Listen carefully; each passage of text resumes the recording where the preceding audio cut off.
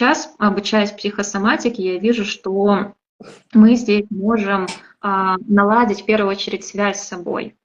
И мне понравилось больше всего, нам сказали, что арт-терапия – это шанс во второй реальности, где ты еще не проиграл болезни.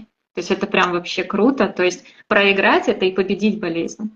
Ну, это Поэтому интересно, мне прям нравится, что еще и прорисовать можно, это прям вообще моя тема. это ж Так что свой арт-терапия. желудок и руку просто надо прорисовывать. Вот кашель, например.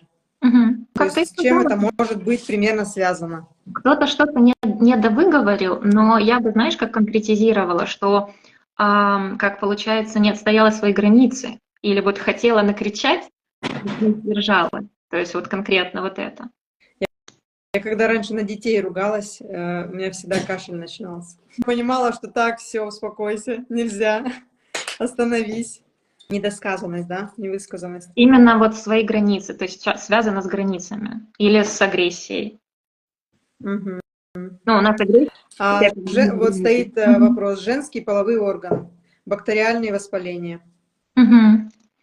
Это мы разбирали как раз. У нас можно оздоровить эту систему половую, да, если оздоровить свой женский образ.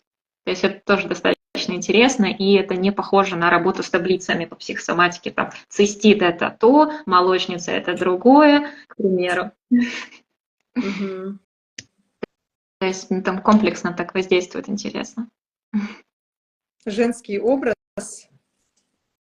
а как его создать? Любыми, в принципе, техниками психосоматическими тоже можно. То есть тебе нравится какая-то актриса или, не знаю, блогерша, да, или себя нарисовать идеальную, я реальную можно рисовать, можно вот с маккартами подоставать, вот какие сильные стороны там. Ну, то есть это такие моменты, которые я пока не знаю, как так просто ответить на этот вопрос.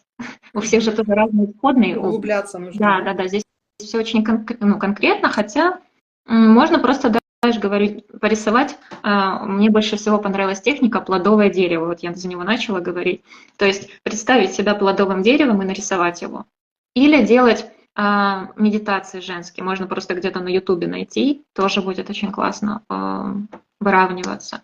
У нас было занятие, нам давали техники, как работать с материнством, даже если нет, например, сейчас детей, да, восстанавливать эту систему. Там была визуализация с глиняной пещерой, которая похожа на матку, да, то есть на роды было.